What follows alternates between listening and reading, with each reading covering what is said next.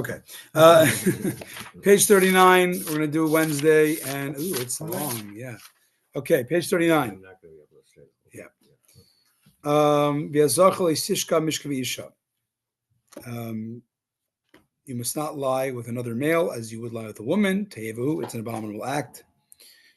No Rashi. Chav Gimel. You must not let yourself lie with any animal so as to become defiled through it. Nor may a woman stand before an animal for it to mate with her. It is a grossly immoral act. Tevelhu, it's a grossly immoral act. L'shain kadesh ve'ervaniyuf. This term denotes prostitution, nakedness, and adultery. Tevel is a term to really decadent, unseemly, immoral thing. It's kind of an umbrella term for immoral thing. This case of bestiality. Another way of learning tevel means a mixing of human seed and animal seed, which is, to one, it's a very, very grossly immoral, and then two, it's mixing. Things should be mixed. Well, we do have a mitzvah you can't mix, right? Certain things, yeah. And this would be, a good example.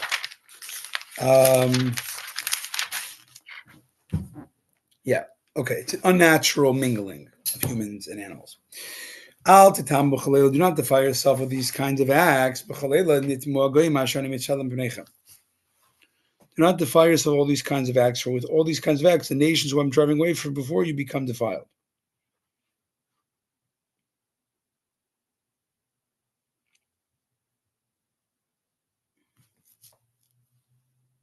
Yeah. Okay. The land has become defiled. I exacted the Canaanites. It became defiled with this type of behavior. And therefore I exacted retribution upon it. And the land spewed out its inhabitants. You therefore shall keep my statutes and my laws and not do any of these abominable acts.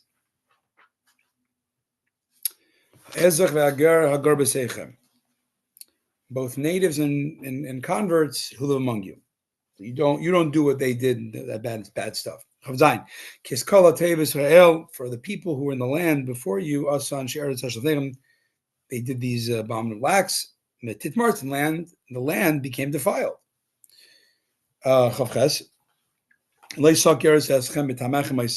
You who keep my laws, the land does not spit you out when you defile it, as it will spit out or will about to spit out the nation that was preceding you. Rashi, the land does not spew you out. This can be explained by a parable about a prince who is fed some disgusting food that does not stay in his stomach and he spews it out.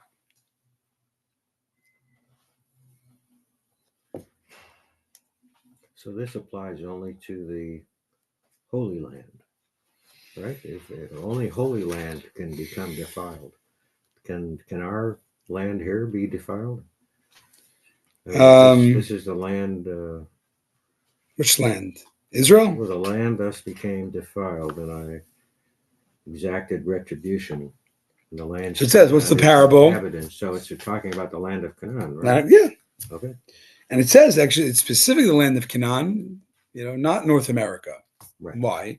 Because North America is not holy. So it gives an example, gives a nice parable, Rashi gives. A parable about a prince.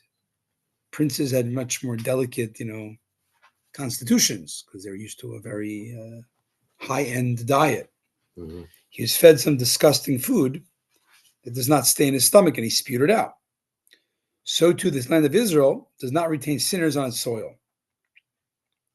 English translation of an expression emptying out, the land empties itself out of them. You know what I'm saying? Mm-hmm. So it's spewing, spitting, spewing. But this is an example. The land of Israel is a more spiritually delicate place. It cannot tolerate immorality too long. Chavtes, ki kol asher yasem mikol ha'tev, whoever commits any of these abominable acts, the participants in the act will be cut off from among their people. Rashi, and the plural, the people in the act, this implies men and women. That's why it's plural. Even though, as an example, we talked about what was the in this type of immoral relations between men and women, or a man and an animal, or vice versa, a woman and an animal, that even though that it's telling you that they get the same punishment, even though you might argue the woman is could be more passive in that. Still, despite that, it's the same sin, same punishment. You shall safeguard my restrictions. So safeguard my restrictions to prevent you from doing any of the abominable practices that were done by those before you.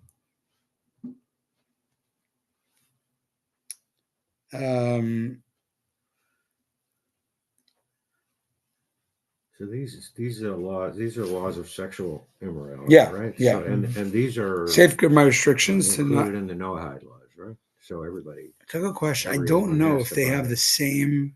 I'm not sure. It's a good question. I think so. What's the question? It's. I mean, yeah, I think so. One of the seven, yeah. Yeah, they have morality.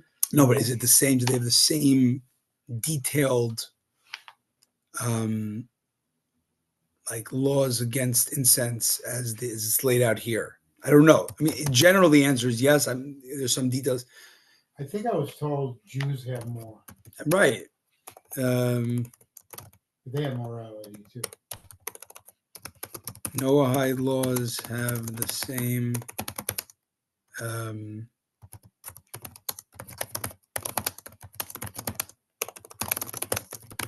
Let's see. So it's a little bit less, but generally, yeah. Generally, it's the same. Yeah, that's what we said.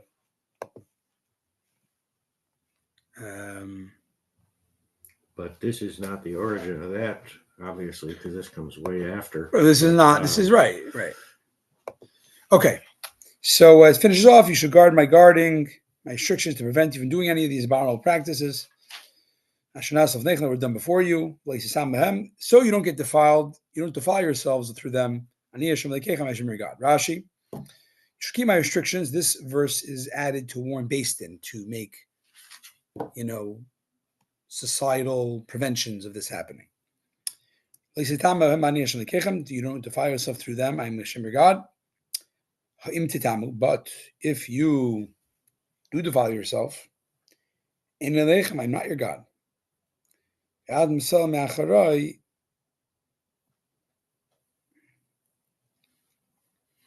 If you do defile yourselves, I'm not your God. And you are declared unfit them from following after me. What benefit then do I have from you? And you are liable for annihilation. I am Hashem your God. Okay. Moving along to page 42. Saying,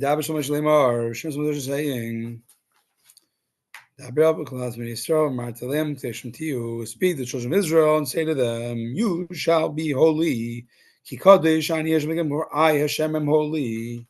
Hashem, your God, I'm holy. You're holy because I'm holy. The Rabbi Israel, speak to the whole congregation. The fact that it says the word speak to the congregation implies there was a special large assembly, because this parsha is like 50, 70, a ton of mitzvahs in it. So it was said in a big rally. Okay. To you, you shall be holy. Have a prushim on ice ben aveda. You should be holy with what? Particularly with forbidden relations and other transgressions. So because we just finished the whole forbidden relations. So this kind of general be holy has that in mind.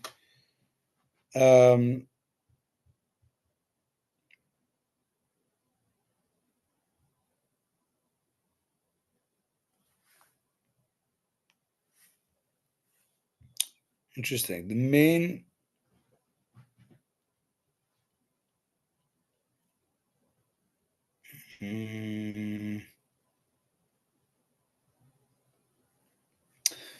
so being holy means separation.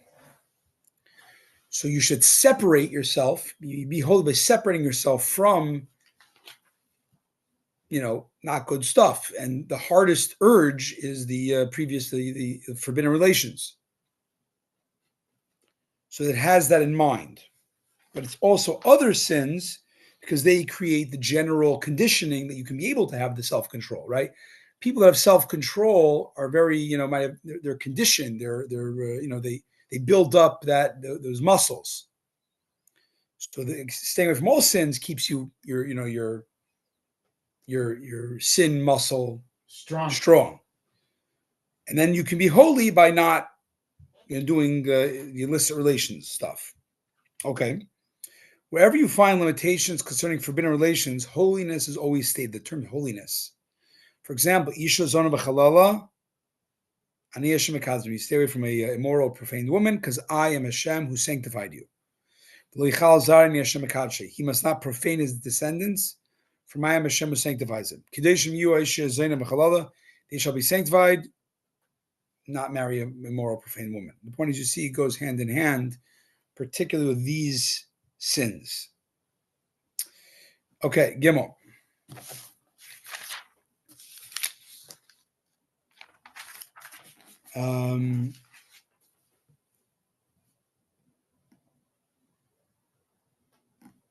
Okay.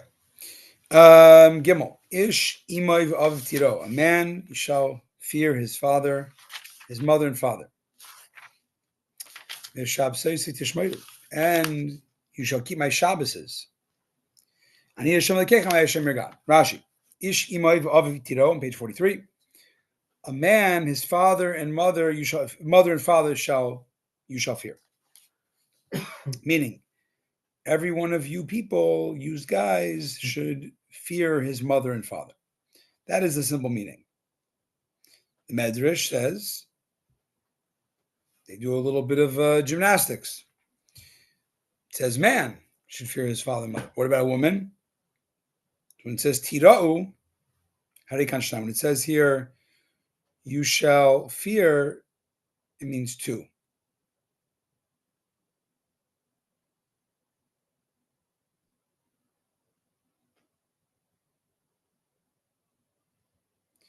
If so, why does it say a man? Because a man has the ability to fulfill this commandment. But a woman is sometimes under the control of others.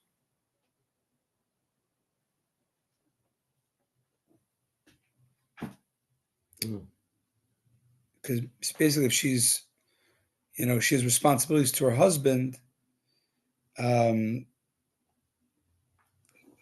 a married woman is obliged primarily to care for her husband and family's needs. So that might take away from some of her, devotion and caring for her parents. So that's why it says basically a single woman has the same responsibility to love and revere her parents. When she's married, now she has this other relationship. She has to take that into consideration. That's why it didn't say people, it said a man, because a man always has the responsibility to have the 100% devotion and care for his parents. A woman has to, because she has now responsibility to her husband and family, she has to obtain their consent to some degree to have that 100% for her parents. She can't neglect her husband and family and take care of her parents. I would say that's what underlies the practice and custom of the woman adopting the last name of the man. I mean, Kind of goes along with that, right, man. which Yeah. not everybody does now. There's people who don't like the patriarchy. Right. It really gets right into that for sure. Yeah. Imoiv av tiro. He shall fear his mother and father. Here you see, it's interesting. The Torah is so specific. It says fear or revere the mother before the father. Why? Because it's known before God, the natural psyche of a person is that they have awe of a father more than a mother. By honor, which is a separate mitzvah, to honor them is separate than respecting them. It says the father, it says you should respect your father. It puts the father before the mother. Why? Because known before God that naturally a son reverence and honor is two separate things. Put the mother before the father. Here. Right. In Shemais, where it talks about honor, Right. here we're talking about reverence for parents. Right. There we're talking about honor. What's the sense of reverence? Reverence is I don't sit in their seat. I'm very I don't contradict them. That's reverence of parents. So because typically the father has more of an authority type of relationship with the child, so it's easier to have reverence, right? That's the way it is. The Torah says you have to have the same love reverence for your mother, who's maybe softer and gentler. Still have to have right. You have tremendous respect and reverence for her. Honor, which is much more, love, is much more what you're giving her, giving them stuff, taking care of them. Those are acts of love. So it's easier for the child to love the mother, to feel the love of the mother, because the mother is more the direct, coddler, whatever you want to call it, Master. Yeah. So Torah says, despite that, you have to have the same love of honor for the father. So wherever it's the nature of the person is to go to do to one parent, the Torah will highlight the other parent the same and put them first. Shall keep my Shabbos. Keeping Shabbos was juxtaposed to revering your father, implying that although I've warned you about revering your father, he tells you to profane Shabbos, do not listen to him. And similarly, this applies to other commandments. Mm-hmm.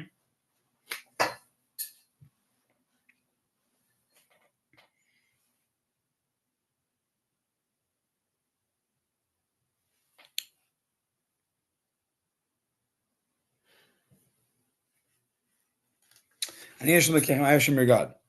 You and your father, your father, are obliged to uphold my honor. Therefore, do not listen to them to disregard my words. So it ends off saying, I am God, meaning Ezomar. Ezomar gives examples of what reverence is, of fear is. Don't sit in your father's place. Don't speak in, interrupt him. Don't contradict him. What's covered? Feeding and giving them drink. Malbish, clothing them, giving them shoes. Helping them go in and out. That's honor, which is not here. That's in Shemais. So you got to have reverence for parents, mitzvah one, and you have to have kavod. You have to honor your parents.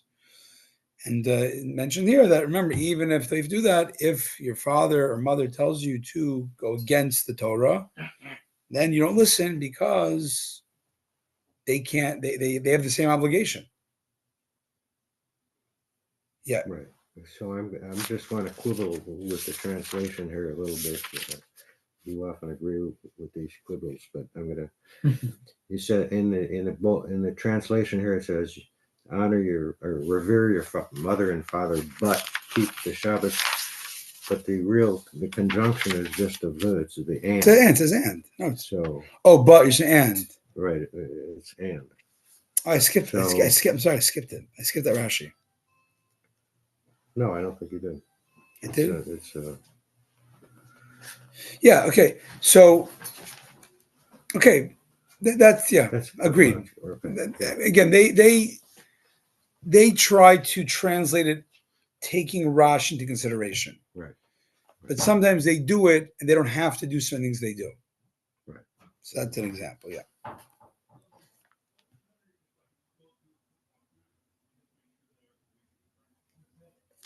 Dalit. Al tifnei lehalilim. Do not turn your hearts towards idols. Ve'alehem asechel nisasu lechem. Nor may you make yourselves cast metal gods.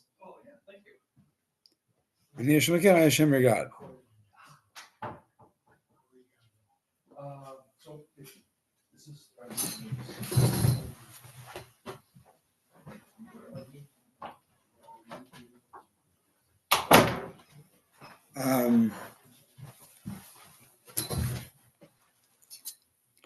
Do not turn your hearts towards idols to serve them.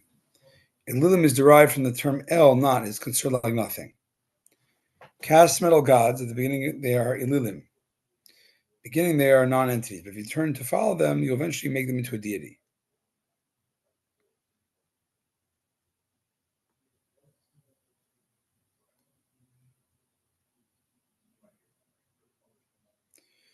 If you turn to follow them, you eventually, okay. So don't look into them because you might get ensnared by them. Lisas lechem, do not make yourselves, don't make them for others, and others should make it for you. If you're going to say lisas lechem, maybe others can make it for you. It's elsewhere in Shemais, you can't have, it's in the Ten Commandments, you should not have. You can't have period, whether yours or others. Hey. Okay. When you sacrifice a peace sacrifice for God, you shall sacrifice to be an appeasement on your behalf. Rashi. When you sacrifice, we're talking here that when you slaughter it, you have to do it with intention to eat that sacrifice at the right time. It can't be we're giving the times, we're setting the times for eating certain sacrifice. We said that already. You're talking that when you slaughter it, you have to know what type of carbon it is, sacrifice, and whatever it is, and it has certain time limits. You have to have that in mind. You have to know that from the outset. You shall sacrifice it as an appeasement on your behalf. The beginning of its slaughtering shall be done with the intention of giving satisfaction. The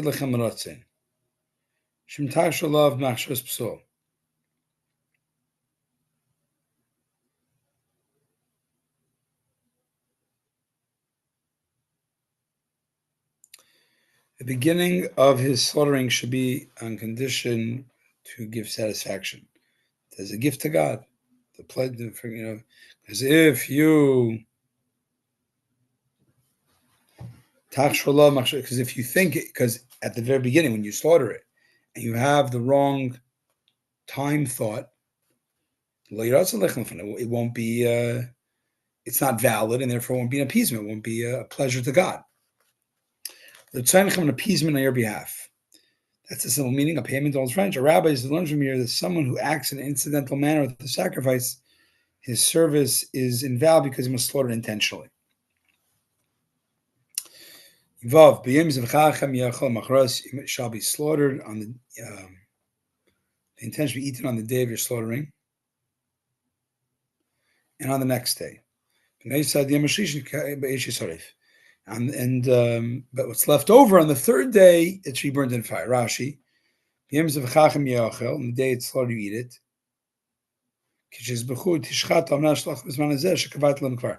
I think we're talking here by a shlomim, because that's shlomim. Because those are 2 days, 1 night, right? Not everybody. Most of them are that, I guess. Yeah. Okay. Whatever the case is. Zion, if you eat it after the limit on the third day, then it is contemptible or not be favorably accepted.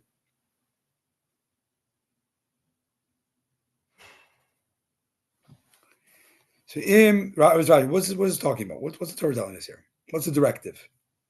If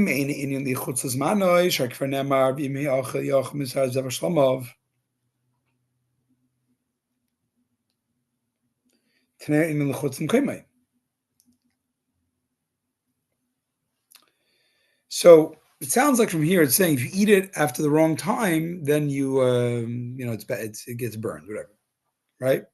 Or it's not valid. It's not acceptable, right? It's not a simple verse. Mhm. Problem is, we said that already. Instead of Vayikra. Okay, then it can't be repeating itself, right? Rule number 1: Torah doesn't repeat itself usually. So what's it saying here? It's actually not about eating it at the wrong time, although that is simply what it's talking about. The issue is eating it outside its prescribed place.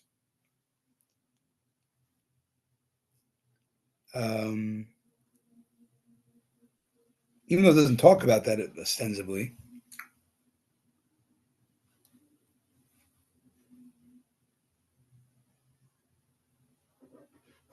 Right. So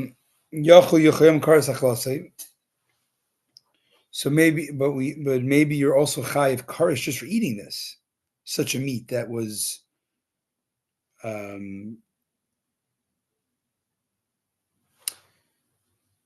okay. It's very common because when you read it doesn't flow, but I don't know verses that well. So the person that eats it will carry the sin from it, but not from his friend. Okay, it's a long-winded say. You know what this verse is talking about? It's talking about? It's prohibiting that if you slaughter an animal and you have the wrong intention for where it's going to be eaten, right? Not time we dealt with. The wrong time at slaughtering we talked about.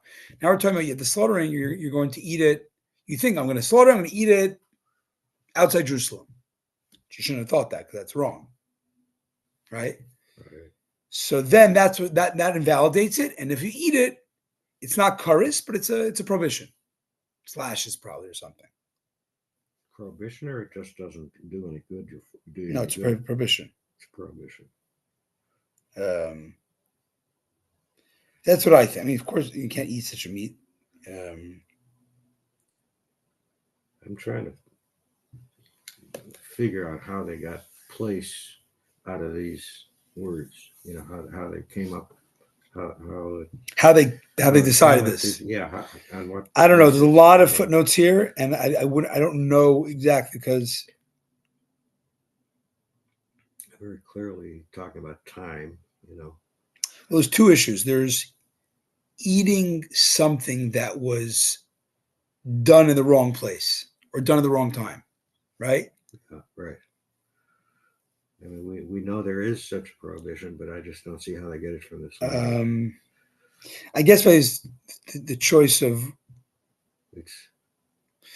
whatever. The concept here is basically it's not about it was slaughtered outside, it was slaughtered in the wrong place, slaughtered in the wrong time. It was slaughtered the right place, right time.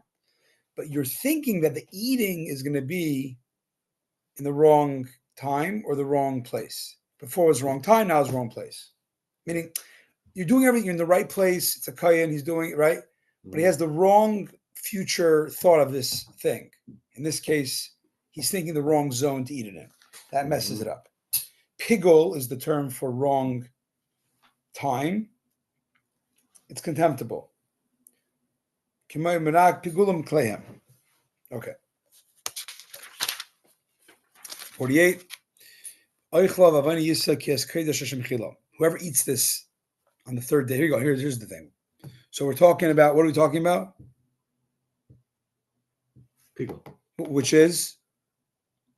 What type of? Time. No. How does it get messed up? Intention. Right. That's it. Only intention. Right. Everything you're doing, all the slaughtering, right? Be a bad intention. If it's beyond intention, then it's just not. That's just right. It's not right. In a way, you're better off.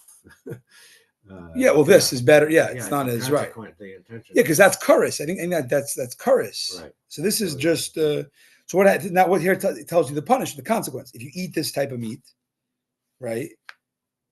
That was the intention messed it up. You will bear the consequences because you profane God's holy food.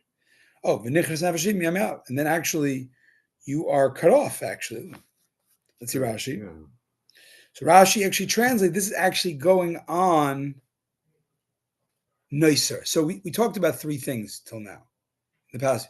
Nicer, what's nicer? Leftover. So it's a physically right. bad thing. You didn't. Well, it's left over. You can burn it. You have to burn it. Yeah. You can't eat it, but you ate it. We also talked about pigul, which is conceptually messing it up. Right. You did everything right, but you had the wrong intention of time limits, or not pigul, puzzle, you had the wrong intention of place, picnic bench, The thought wrong. the thought wrong. So he says here, when it says here you're going to get kares, it's only going on the nicer, the eating the leftovers of the sacrificial meat. And you're not punished kares on slaughtering it outside its place.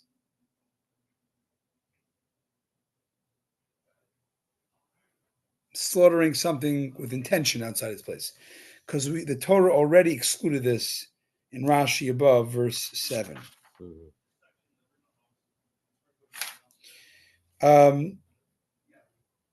Masechtas Krisis, we learn this actually from another way, Gzer Shava, analogy. When you reap your land's harvest, you must not completely harvest the corner of your field, nor may you gather the random ungathered stalks for your harvest. Reap your land's harvest, you can't cut off, you can't harvest the corner, the peah, nor must you can't glean the ungathered stalks. You must not completely harvest the corner of your field, lest one leave over a corner at the end of his field. Leket ksircha means stalks that fall down at the time of harvesting. Shibalim haneshim mishas ksira. Stalks that fall down at the time of harvesting. Achas hashtayim, one or two at a time. Avol shalosh in leket, but three together are not considered leket.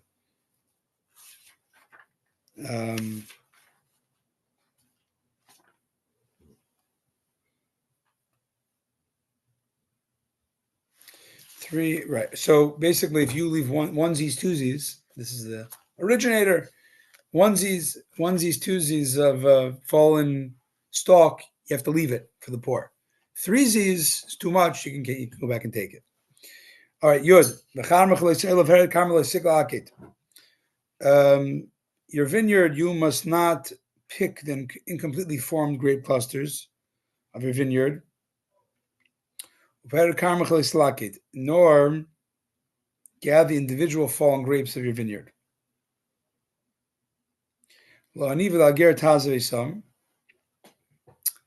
For the poor and for the convert, you shall leave them. I am your God.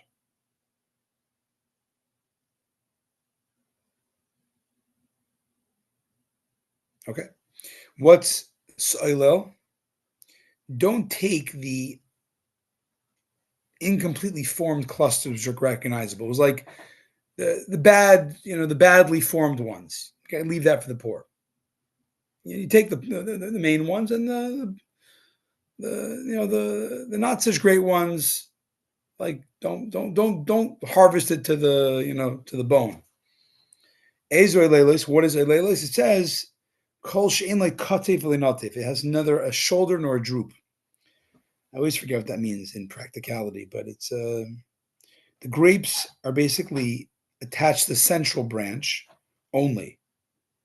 They have no clusters. So it's like one central cluster with the grapes that are just on it, but there's no smaller, little branch with like clusters of grapes. There's just individual grapes on the main stem, I think. Parrot is the grapes that fall during the grape harvest. So it's grapes fall, you can't harvest everything. A couple fall on the floor, leave those. And here's your God. Dying part of any given I am God who exacts punishment, and when I exact, I take life. As it says, don't steal from the poor, for Hashem will plead their cause.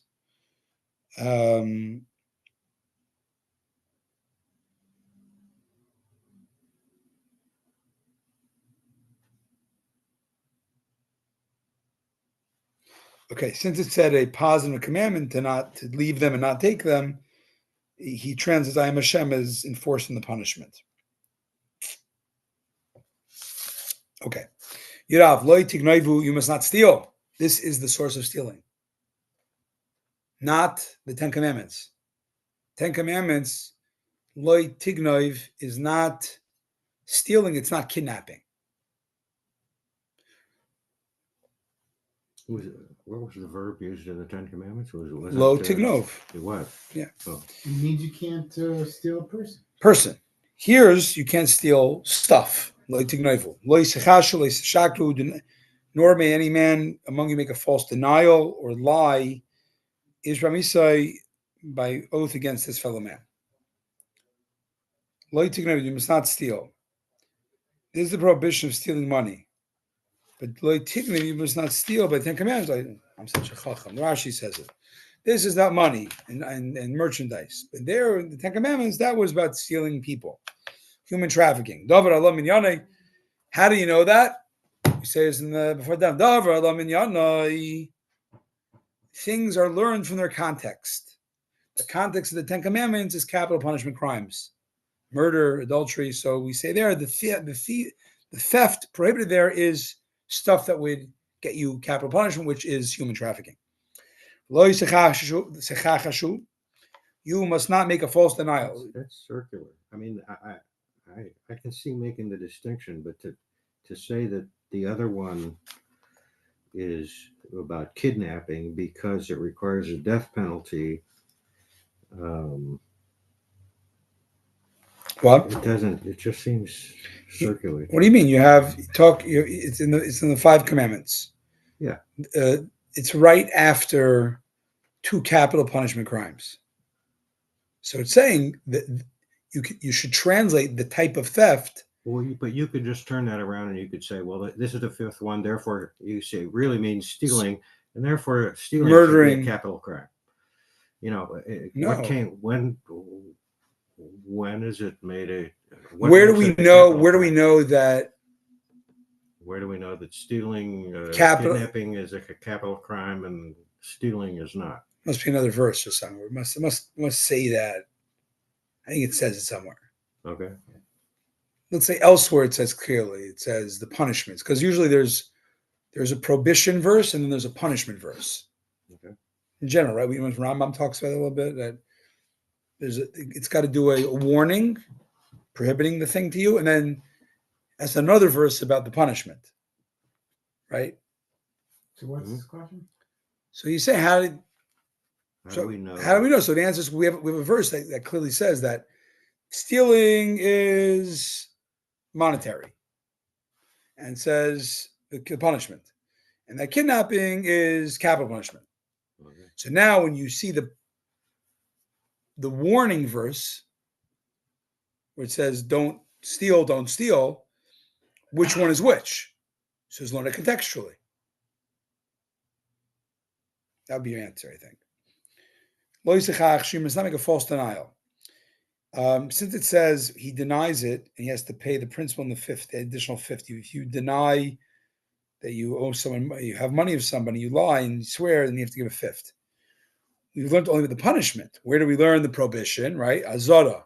So I'm telling you that he said we talked about this already. We talked about denying you have somebody's money and you lie.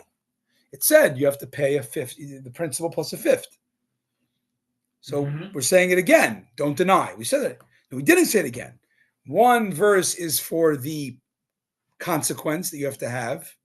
That was the other verse. And here is the warning. Do not do this. You understand my point here? That, and this thing I've learned myself just because you read Rashi, and no one confirmed this, but I think it's from reading Rashi, it's obvious. In order that the sins that I guess have a punishment, which I guess all of them have some sort of punishment, but there's going to be you need basically 2 verses for a sin. One as an azara, the warning to not do it, and the other one as what the punishment is if you do it. Okay, loise shakru, you must not lie. Again, it spoke in about swearing falsely. You have to pay also principal and a fifth. So we learned that's the punishment. Where's the azara? Here. Don't lie. Lo yisig nevi, lo yisichash, lo yisishak, lo yisishavu.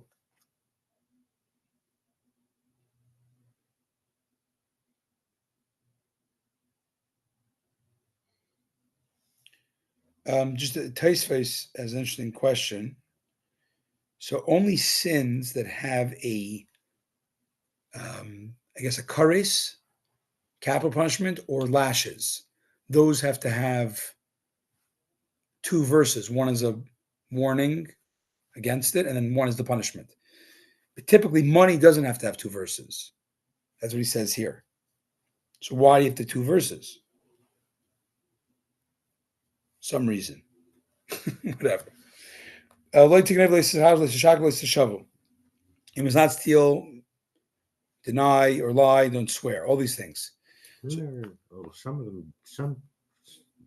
wrongs don't require a warning. Right. I mean, that's what he's saying.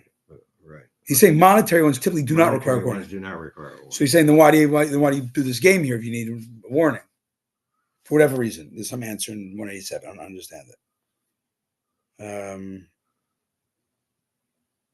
you read it and then maybe no, too much for my brain. Okay. Anyways, it says the sequence of these things are grouped together in one verse. Don't steal, don't deny, don't lie, don't swear falsely. So he says this is the progression. If you steal, you're going to come to deny. And then you're going to be told to swear, and you're going to swear falsely. So therefore, don't, one leads to the other.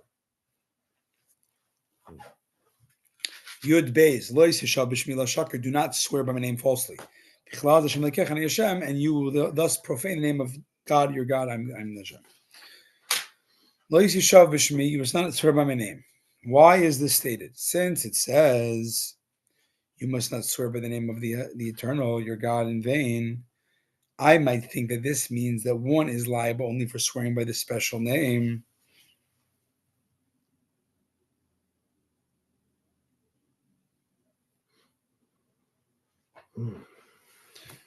I might think it should not be chayiv except on. This means that one is liable only for swearing by the special name. One is liable only for swearing. Yeah.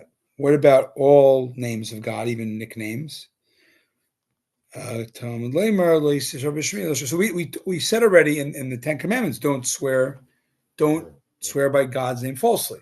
So I'm saying it again. It's including another detail that is not just the big names of Havai and Elokim, but even the minor names you can't swear falsely by. You must not withhold the wages of your fellow man, nor may you rob. A hired worker's wages may not be held with you overnight until morning. Rashi.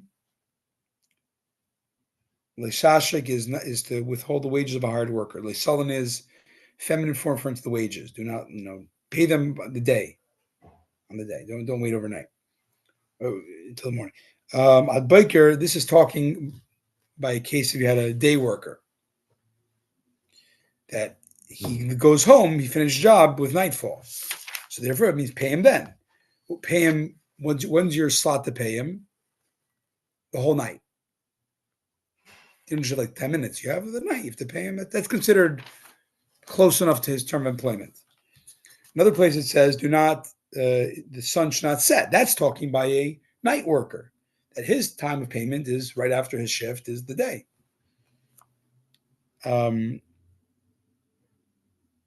Since the Torah gave the employer basically gives the employer some time to get the money and pay him. The period after. Yudalit must not curse even a deaf person, nor put a stumbling block before an undiscerning person. You shall be afraid of Hashem, your God. You shall be afraid of your God, I am Hashem. Nor put a stumbling block before a blind man. Do not give advice unsuitable to someone who is blind in that matter. Do not say, sell your field and buy for yourself a donkey. Your intention is, I'm sorry, Yudalit.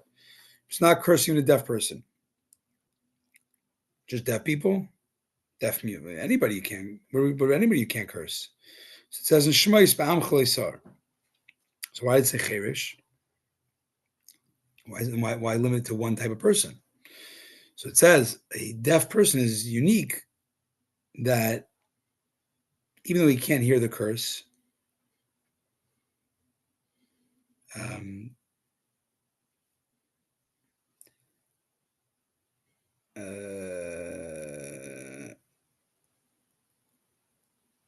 not getting this.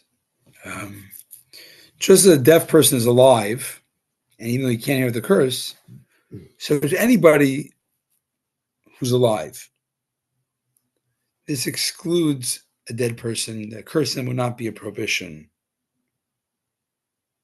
I don't really get that. I don't really get the Can't why. touch a dead person. Yeah. I mean, it's not a prohibition. Meaning it's saying a deaf person is the lowest common denominator. They can't even hear you, yet you can't curse them. Right. However, it has to be alive, Right. So too, but I don't get.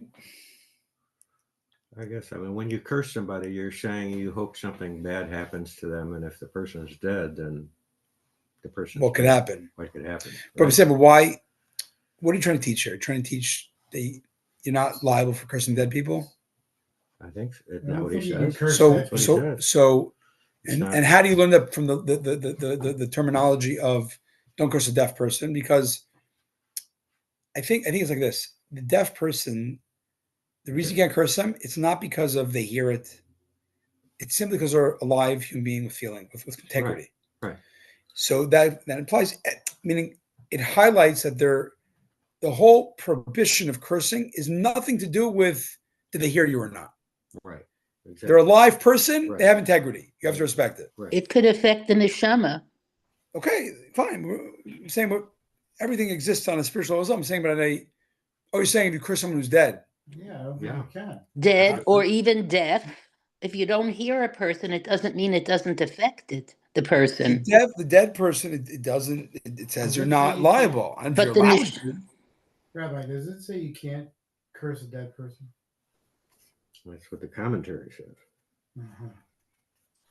This excludes a dead person who is no longer alive.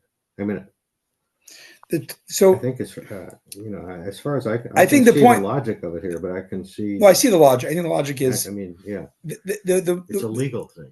No, but it's the legal thing is that a deaf person's whole criteria of why they can be cursed is because they're a living person. Right. That's what they have. That's all that counts. That's all that matters. They hear. It's irrelevant. Yeah, because I guess you don't call a dead person. Were deemed to have certain reality to them. A curse could come true. I don't know if it's becoming true. I think it's more about it's just you're hurting them. It's hurting them.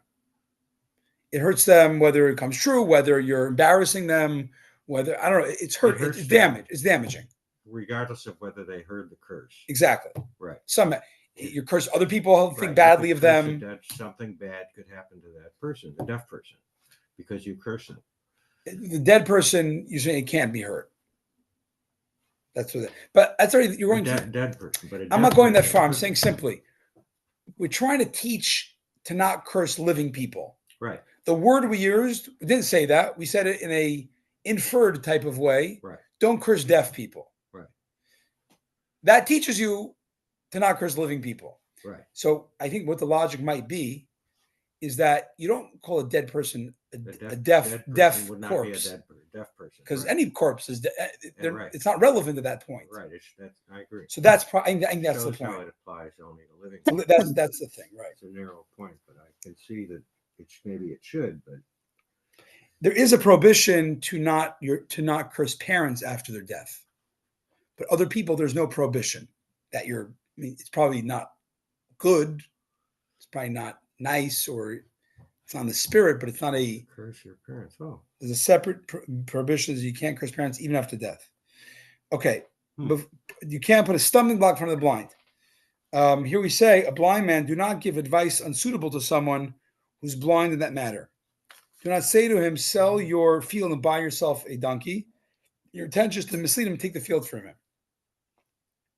So this kind of fascinated by you can't curse your parents. That kind of fits in with the obligation to say Kaddish, because when you say Kaddish, You're not. I mean, you're you're just honoring them. boosting the soul. You're trying to give the soul. Yeah, a but boost. not doing that is not cursing them. I mean, it's voting with your feet. But I mean, it's the same idea as it can have an actual effect. Yeah. Oh, yeah. I mean, it can have just like the Kaddish can have an actual effect. Right. Yeah. Good point. Yeah. Good point. I mean, it's interesting. What does it mean pain? Like, what's the damage to someone you curse them? So embarrassing them. Okay, if they hear it. Let's say the deaf.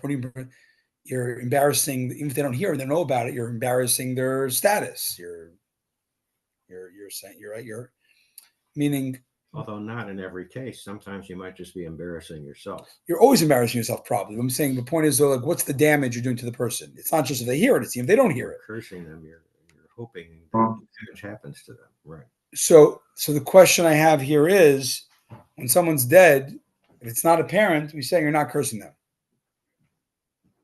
You know what I'm saying? Right. So if someone's not a parent, you curse them, does nothing to them.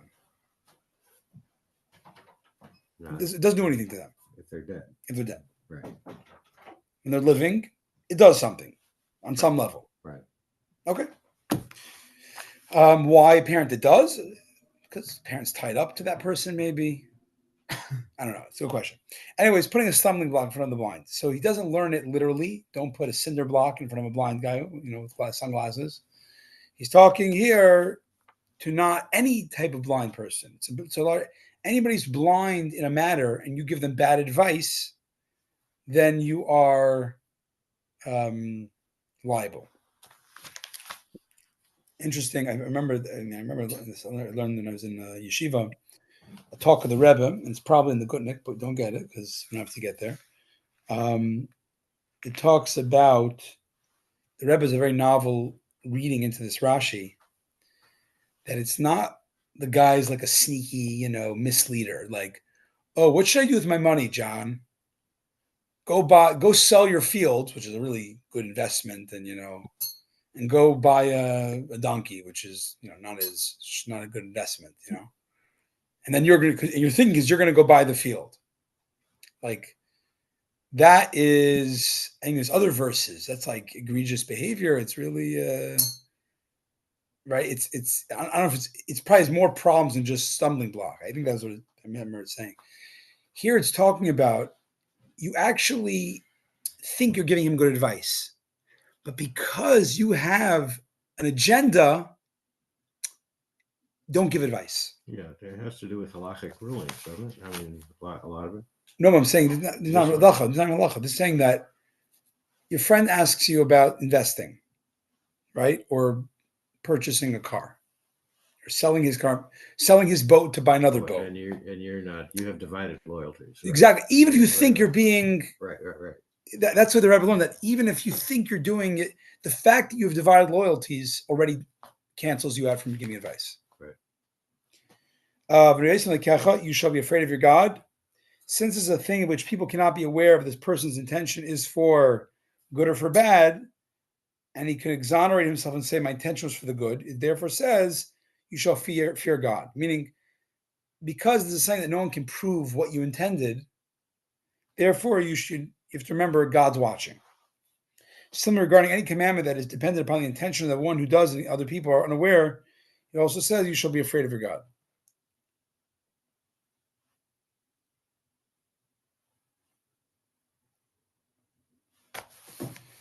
Okay.